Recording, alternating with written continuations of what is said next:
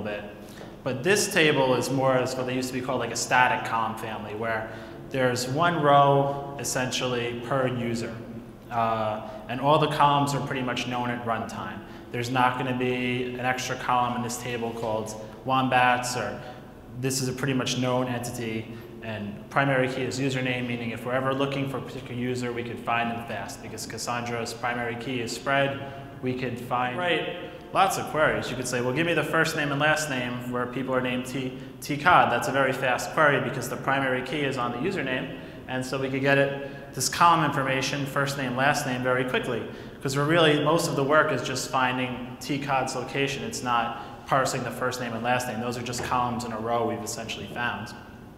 And because that table had a composite primary key, there is some things I could do, like I could look for a video ID. This is almost a bad example. I'm sad I did it this way, but because the video name is part of the primary key, the column is sorted by the primary key. So if I happen to have lots of things with the same UUID, which doesn't make sense, I don't know why I did that example, I'm sorry, but say I did, and I could start looking for video names that start with N, and that would be a relatively fast search as well, because Cassandra, we could use your logic to find the row key, and we could use slicing or paging internally to start at N.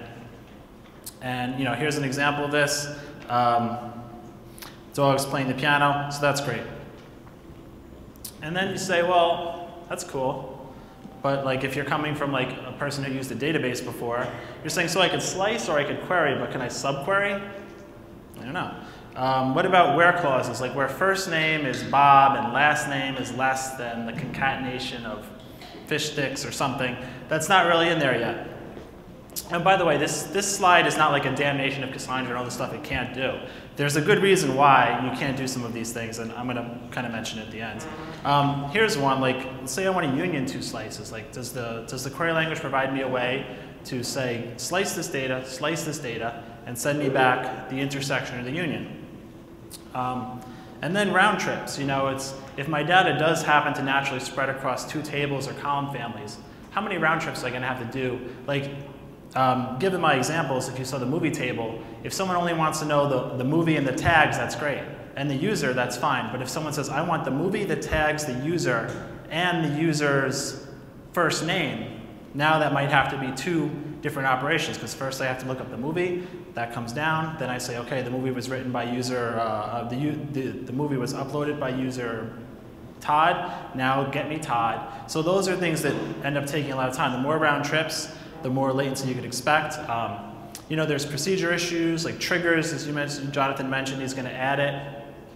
It's coming in Cassandra 2.0. And then also aggregates, like for example, say I want to sum the data of a particular slice or a query.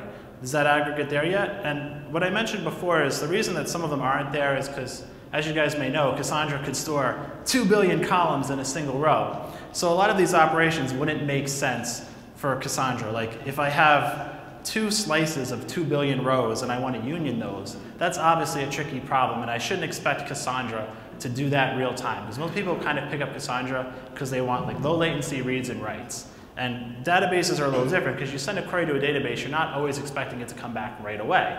You know that, oh, this query has to read through this table, maybe it has to generate data to a temporary table. Same story here. So in a lot of cases, there's not a good reason for Cassandra to do these things that I've mentioned. But some of them theoretically could be done if you have the certain types of data conditions for them. So that's kind of what I'm going to talk about today.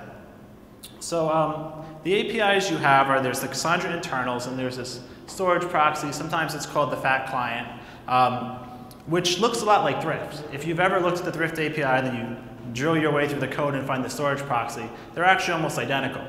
But CQL took it another level to be able to do these queries that they use the indexes automatically and stuff. There's more application logic in CQL, right? Like Thrift just does sets and gets, but in CQL you can say where the key is in this or that, and CQL knows if the column, if you're using an in clause, that really means I need to do multiple gets, or the multi-get command. And then DSC has its own API where there's proprietary things in DSC, like the solar pieces, for example, that for that client, it's great that they have those features. But as I mentioned, like, what about that union? Like, it seems like I should be able to do that, right? Just two slices and union them. Doesn't seem that hard. So I was like, heck, let's just it's not like this has never been done before. Like Solandra originally had its own fat client, and a lot of people have written their applications on the same JVM as Cassandra for these reasons. And Brian's in the room. He's one of the guys. Have you guys ever used Virgil? Anybody?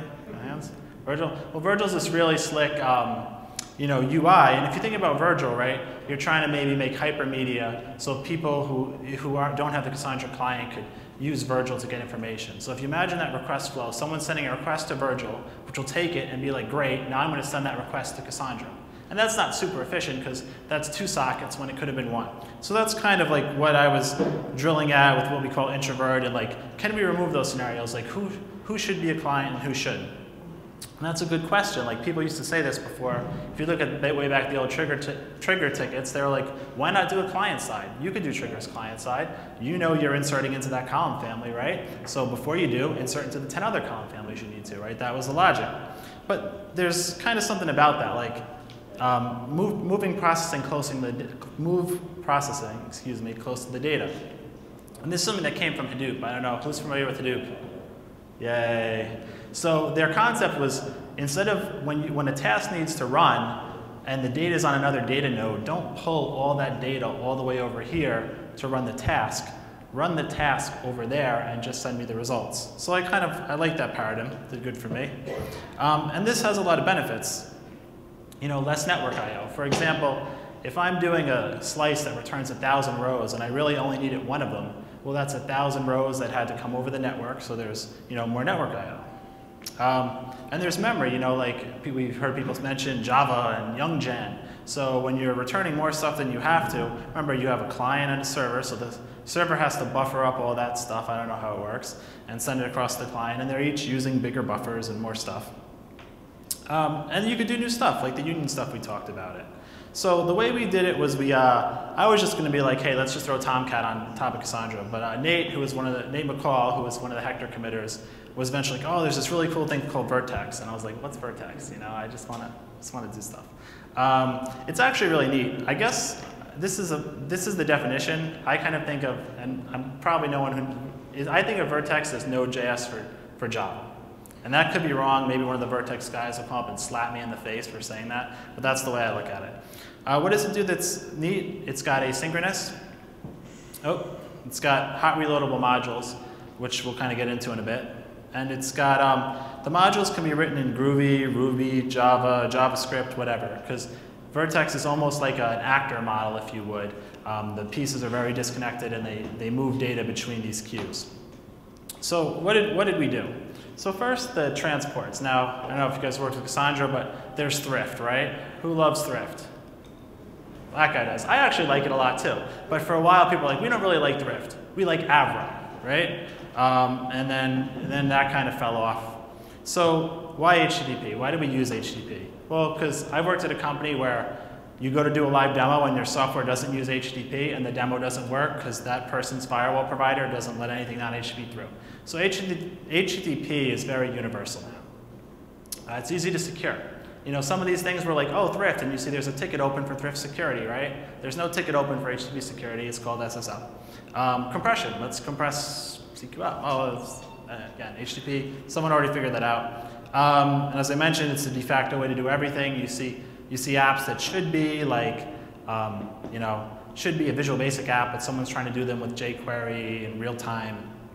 I would use HTTP. So the goal of really IntraVert and what we tried to do was, remember I mentioned those round trips where you're sending a request, waiting a response, was can we do this with less round trips and not be so worried about trying to optimize how big is this slice request going to be? It's 10 bytes. Can we make it 8 bytes?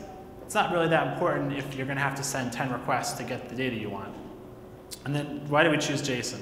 Well, we wanted to do simple things like in certain cases, like the signature for batch mutate has one argument and get returns something and slice returns something else.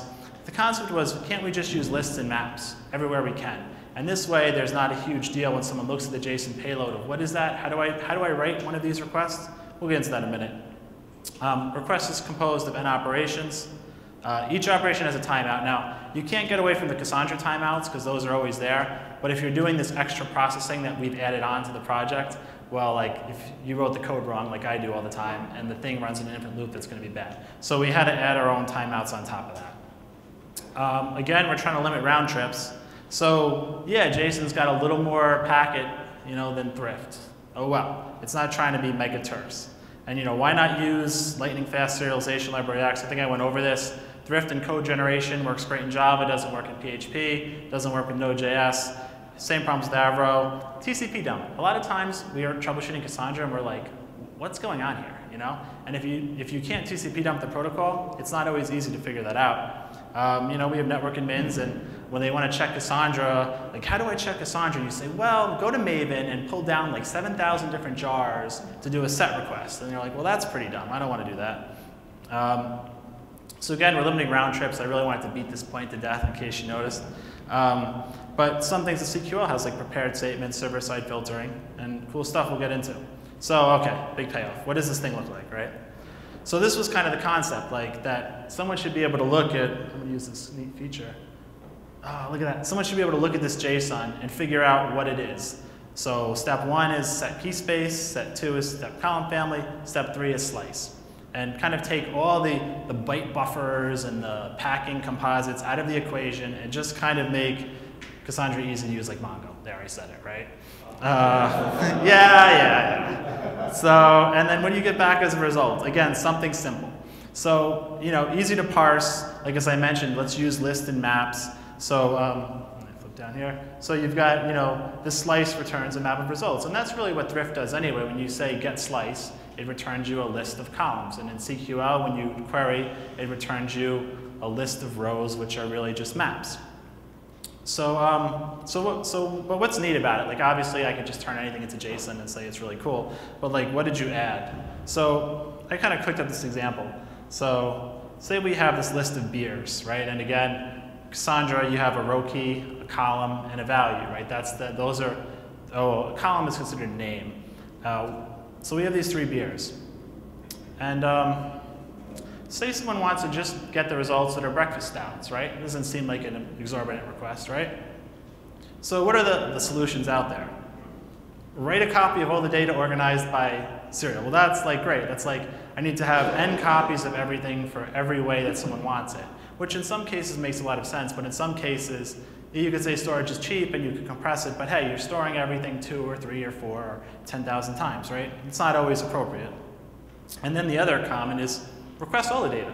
Let the client parse it out, right? And that's kind of got its own little problems, like, because if you are supporting more than one client, like Node.js and Perl, now you're pushing all that burden on the client that Cassandra only does the slice, but to take it that final bit of the way, you got to make a library for it. So how do we kind of set this up, right? Wouldn't it be great if we could just like send a function to the server that would do the filtering? And then apply it to a get or a slice. And then only return the results to the client.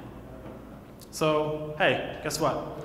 You could do it in JavaScript. Now, I wouldn't suggest doing it this way, but it's an open source project, so everyone throws in stuff, and you can't be like, no, that would be terrible. But there's a good reason. Like, JavaScript is nice and easy. So actually, this is actually functioning code where you could create a filter. I'll use my laser pointer. So essentially, you could throw inline JavaScript in here. Well, it's probably not efficient, and we're using the Rhino library that does the server side. So you're actually doing server-side JavaScript on the results of a Cassandra filter, which is kind of neat. It's very ad hoc or polyglot, right? But of course, if you're more interested in performance, you can do the same thing in Groovy.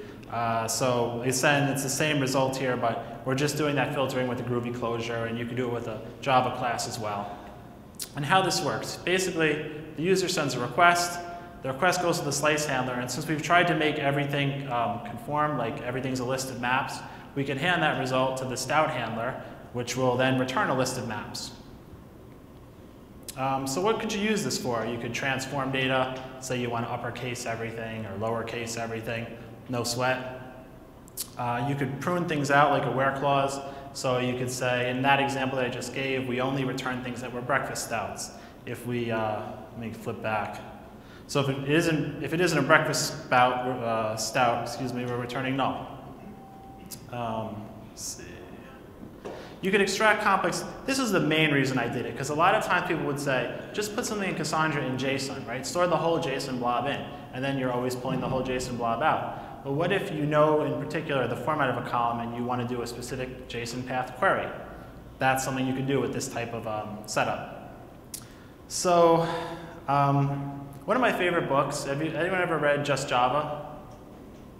Yeah? It's a classic.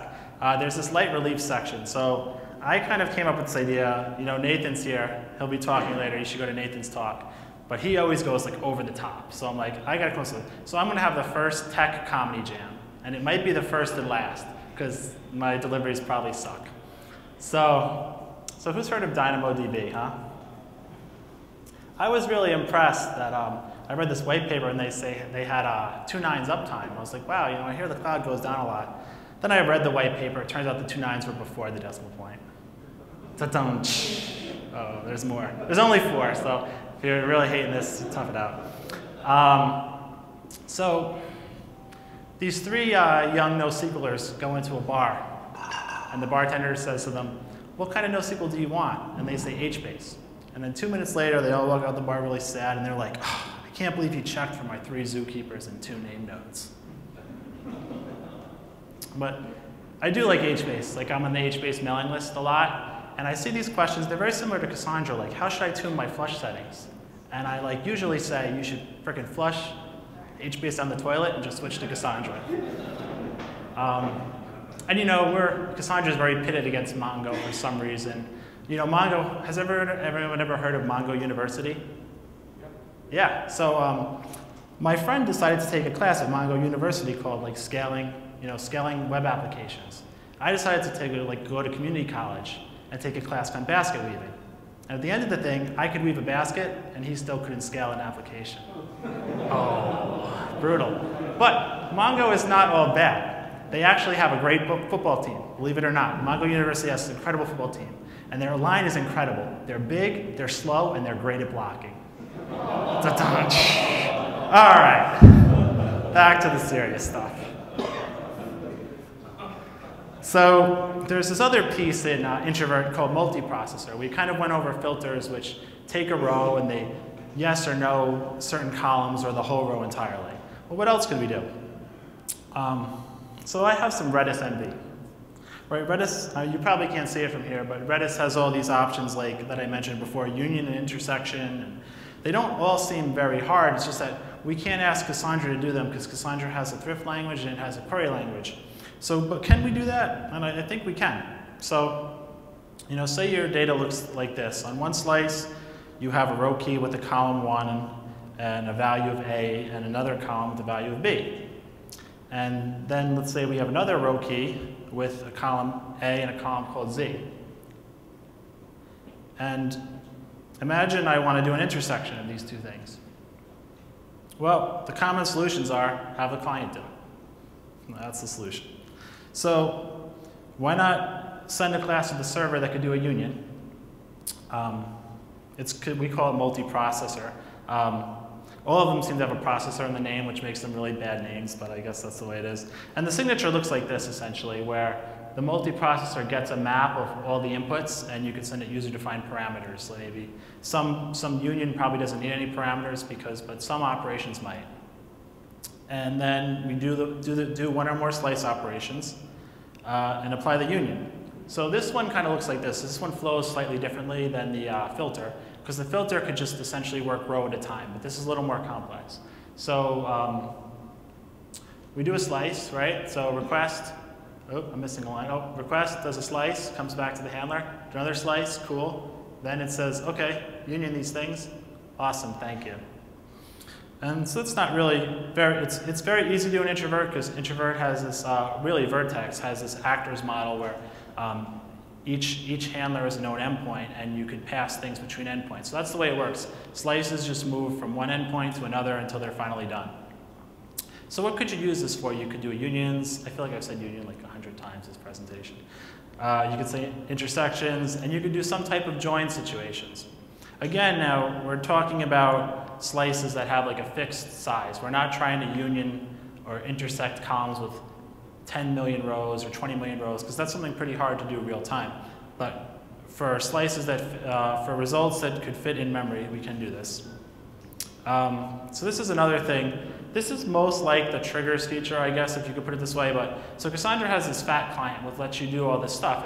It's really the thing under the surface that does the gets and the puts and the batch mutates.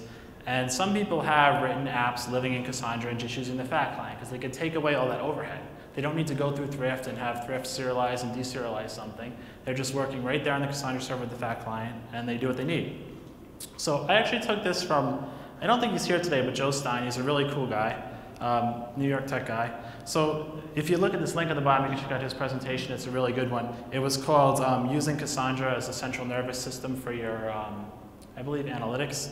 And in his situation, he's getting these events, right? If you look at this event, this is some type of event for a browser. And really, the interesting thing about it is it has two properties called the event has a play percentage and some attribute. It has n attributes. It's a map of attributes.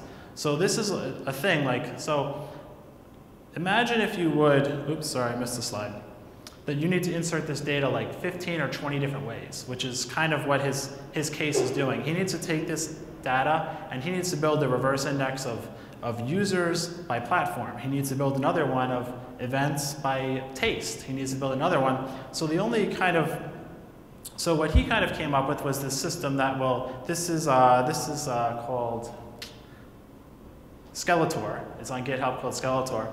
It's a Java library. It's a Java client for Scala, and he's showing how his software basically takes these events and inserts it into like 10 or 12 different column families.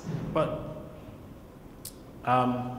the problem with that is you basically have to build a huge batch mutation of 17,000 events and send them, right? And if you think about that, think about the network case, right?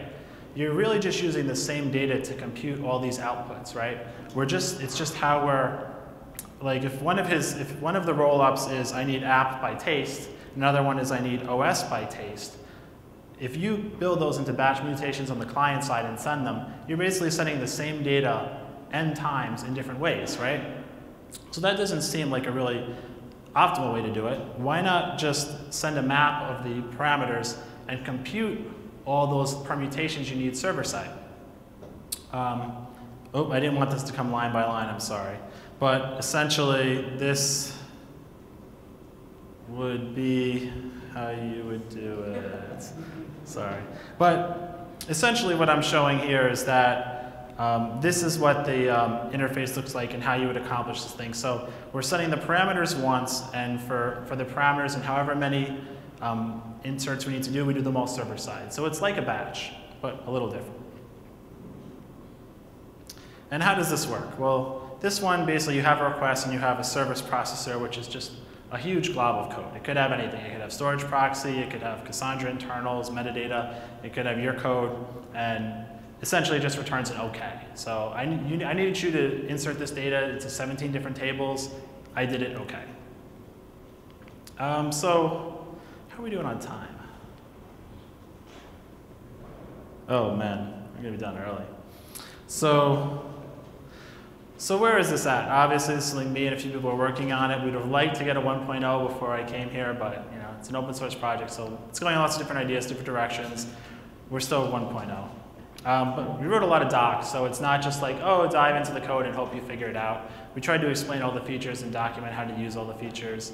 The documentation isn't always super 100% up to date because we are modifying stuff, changing stuff, but at least it's there and we tried. And the cool part, one of the things we wanted to do was, we didn't want to just like say, IntraVert does both CQL and Thrift. So if you write a filter, you could apply it to both types of results. You're not really locked into saying this thing only works with Thrift and that thing only works with CQL. So there's a nice, basically trying to keep those pieces that a lot of people like to Thrift alive. And one of the things we're going to add is Virtual, which I mentioned before. We're just going to build it in. So it's basically, it'll be a Cassandra instance that has a running Virtual, and it also has all this cool stuff I just showed before. And one of the neat things that is like all open source projects is we steal a lot from each other, right? And I mentioned like doing really large rows of millions of columns. So HBase handles this with a scanner, where the client actually has an iterator and they move through the data, kind of like you would do now if you had to use Hector to page through your data, or you'd do a slice and then you'd record the last thing of the slice, and then you'd do another slice. we're kind of going to build that in like H-based scanner style. So the kind of concept will be like you could have a filter and page to a really huge row with it. There's the GitHub.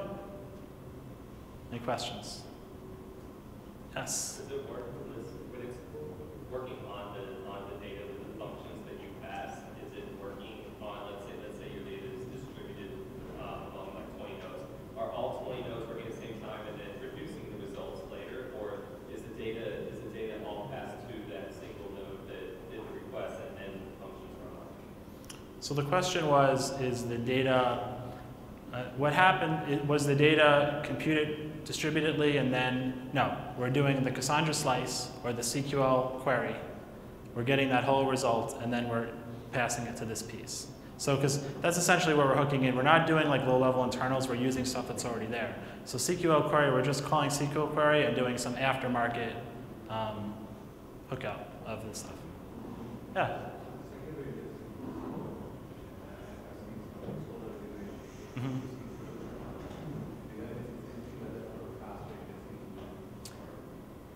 Well, so you asked, is there anything that for a faster indexing engine? And no, because we're not trying to give a data format or a feature. We're just, if you have, essentially we're trying to like add on more effects to what's already there in Cassandra. Like we could take a slice, we could slice a slice and slice a slice a slice. And we could do these things, but we're not trying to make you store data in a certain way or use a certain feature. So no.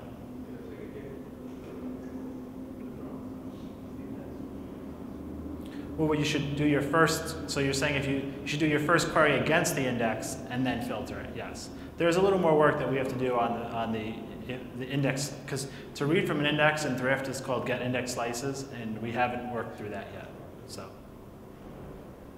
I saw another one. Oh. Hey. Is there a JSON form of deal with different data types, like doubles and nulls and that kind of stuff, or separate from the string? So you said, does the JSON format deal with different data types? And yeah, what we're using is we're using Jackson's mapper. So we're just taking these operations which start with Java objects, and we're letting Jackson's mapper decide what to do with that given object. We definitely need to do more in terms of, I haven't tried with time UIDs to be honest, but we do have support, which I didn't mention, for composites. So it's particularly tricky now to work with composites because you have to learn how the composite format works. Using IntraVert, you could actually send an object array, and it does the composite magic for you, which is nice. Yeah? I think this wasn't very clear, but does this support only queries, or it supports inserts and updates as well? Yeah, I didn't go through all the functions, but it's we're trying to have everything Thrift has. So if Thrift has an insert, we have an insert. If Thrift has a batch mutate, we have a batch mutate. So yeah, there should be functional parity there. How does it handle uptime? The kind of uptime guarantee you will get with Cassandra? Well, it's embedded with Cassandra. Oh, it's embedded with. So if your Cassandra's down, this is down, and which is an interesting thing because you are adding more. You're adding this extra libraries into Cassandra, so you do have to account for that. Like now you're going to have more objects in PermGen. I mentioned the reloadability there. That's one of the cool pieces. Of Vertex is designed to be able to insert different code and load and reload at runtime. So we're trying to keep that of not, you shouldn't have to shut down Cassandra because of this stuff. Yeah? So, while it's still young, is there, on the things that you have feature parity between Thrift and the project, are there performance differences? Will this perform better because of the Thrift? If you do like just a basic query, nothing's going to prevent you when you're building. Well, so that's an interesting question. What Nathan asks is, will it perform better? And performance questions are always like super, super loaded, right? So really, if you'll notice, if you saw the first Thrift test, the first CQL test, Thrift was faster than CQL. And they said, well, use prepared statements, right? Because a lot of the CQL overhead was parsing the statement and then preparing it. So that's kind of the concept we're going with here, is that there is more overhead in JSON for sure. But in cases where you could turn one network round trip or something that would have been 10 round trips into one, performance is better from the client standpoint because they can do one request, block on one request, get one response, rather than have to do 10 things. There is overhead performance-wise, and then each of these each of these event handlers and actor models has to deserialize the result to pass it to the next one. It's very fast, but that is a cost, right? So before, Cassandra was moving the request through a thread pool, which was just moving references, right? Now the interesting thing about Vertex is that it can be clustered. So it's not all of the handlers actually have to live on the same JVM or the same machine. I haven't played with this, but theoretically, the slice could happen on one machine, and then it connects to another machine to do the filtering. Same like Pat, as you were saying, like with repair statements. If you send the filter code in, say like this is a job void to our job function to filter the data, are you compiling it, caching it, or are you like evaluating it every time? So I don't know how the JavaScript part works, but for the Groovy bits, it's compiled once. So when you create the filter or the processor, it comes in, we compile it, and then we use that reference from there on. And we don't actually, we can use Java too. So we can use a URL class loader, for example. So you could say, I have this class, and that's already compiled. So you're not paying any Groovy overhead to use that class, but it's not as agile or because you can't write it in line and then run it. You have to have a compile jar on a server somewhere or on the server itself. So yes, but it doesn't recompile it every time. I can't speak to the Rhino case specifically, but the Groovy case does not. Yes. Is there any benefit to having this sitting with Cassandra, like any special internal APIs or stuff you can do? But I mean, given your data might be on multiple nodes, what do you get out of not just having this on a separate set of machines that are nearby the same switch or whatever? I mean, that's a valid way to deploy it, I think. I mean, the concept is that Cassandra already does that work in the background. Like if you issue a GET request to a given server and that server doesn't have that particular key, then Cassandra forwards that request on. Unless you're using Astanax, which has this feature which tries to guess the right node for the key, that's happening anyway. So, there could be more benefits in trying to more tightly co-locate it, but the way this is layered on, we're not down into the code that deep. The benefit we're trying to save is like I mentioned in the Virgil case, right? If you're living Virgil on a separate web app server somewhere, that's a request to the Virgil server, right? And then a request to Cassandra, and then back and back. At least if we do it in one JVM, we took out all those extra requests. We can't make it any faster than it is, but at least we could take away all the overhead, I think. But definitely something that can be looked at more, for sure. So if you're sending JSON payloads for the data that you load on the user, for example, how do you use this RSTL? So that payload I showed you, essentially everything, let me see if I can flip through. We're going way back. You know what, let me just explain it this way. Everything's a map, right? So maps could have optional properties. So it's just like Cassandra's column has a TTL, right? You could specify it or not. So if there's no TTL, and even the example I gave, they're holding a 15-minute slides. I'm going to be done way before that. So yes, so some of those operations can have optional parameters. Yeah, so for example, for the slice, in the example I gave, we did set key space, set column family, right? But we've actually built it in that doesn't have to be two separate ops. The GET request can have an optional key space and column family. So what you can do there, if you understand that. Yes? So I might have missed this, I apologize. Did you talk anything about authorization or authentication for class? No, there's someone has a ticket open to use. I think it's called Apache Shiro. And that's an interesting whole thing that Cassandra's going through. So there's no authentication built in right now. You could theoretically use like a CG authentication because it's more or less a web app now, but not there yet. If you want to help. Nathan. Yes. How do you deploy it if I've got this in Cassandra and drop a jar in the class path, or do I need to build dependencies if I want to support multiple languages? To deploy it, what you have to do is you drop the jar of this project in your Cassandra lib, and you're just calling a different Java main. So for reference, what Cassandra does, this is a good question, so Cassandra used to just have thrift.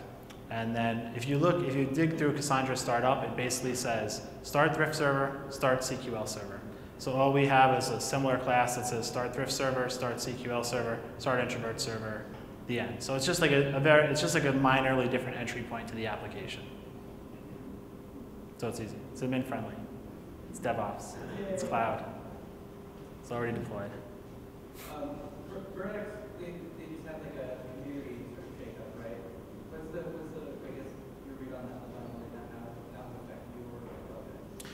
So Vertex had a community, I guess, like you said, shakeup, or I don't know what you'd call it. I mean, no, well, so Vertex is Apache code. So regardless, I think Red Hat might have created Vertex, or the guy who created Vertex worked at Red Hat, I believe. So they might rebrand it. Like, it may not be called Vertex anymore, but the code is all and always been Apache licensed, so you're free to fork it. Like, I could fork Cassandra right now and call it Edsandra, and that's totally okay.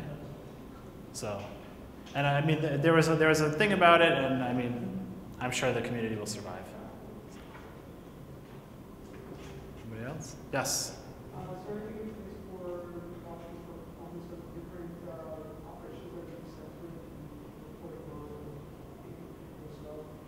So he asked, is there anything about anything for performance-wise, watching the performance? No, that would be a good idea though, because like we are introducing, essentially we have the timeout. So for a given op, you could set the timeout value. But yeah, it would be great if we knew each filter and exactly how much time they're taking it, adding additionally to the slice time, but no. I mean, there's a lot of, the way I do that personally is we have a lot of kind of, I forget the name of them, but CCM tools like debuggers that by default sample the timings of everything. So I don't always, while it is important, I don't always put like a lot of, long and try to time everything in my code, because there are tools that will time like any Java process and, step through them. So, but that would be good. Hey. So this is running inside the Cassandra coordinator and make the query, right? Yes. If that's the case, why aren't we just extending CQL to support joins and subqueries? Good question. It's the same in-process memory, just drop a jar, new make. I don't know how to write Antler. Do you? Do you know how to? Query processors are kind of hard, right? Like if you look at how much code goes behind like the MySQL query planner, that's not something that I could just like wake up in the morning and be like, yeah, I think I'm going to add something to MySQL today, right? Like, so yeah, I think it could be done, and I mean I hope that like it doesn't have to live on like this. If someone says it'd be great if we added this into CQL, sure, I'll just could be done in Thrift too, right? I guess. And from a performance perspective, it will be almost no different than what we are achieving here. The performance implications of actually building it. Yeah, well, it'd be better. I mean, I think we could open a ticket in Cassandra and say add all Redis functions to CQL, right? We could try to do that, and I mean, but CQL, I mean, I think that's open, but CQL is more of a row it's helping you select rows and pick columns out of rows. There's no construct in there for unioning two queries yet. That's kind of what I hit on the earlier slides. There's no subquery construct yet. I don't know, but if they get closer to SQL, those constructs already exist. Sure, but as I mentioned, those things are hard to do. In this case, we're doing it on known sets. We know a slice returns n rows. But to do it in Cassandra, it really has to work for any sized row, right? You can't say, hey, we have this function that gets you this distinct columns, and then someone tries it on a row with 2 billion columns and it out of memories, right? So I don't think Cassandra will add stuff that's going to purposely be not easy to do in Cassandra. Anybody? Cool. Thanks, guys.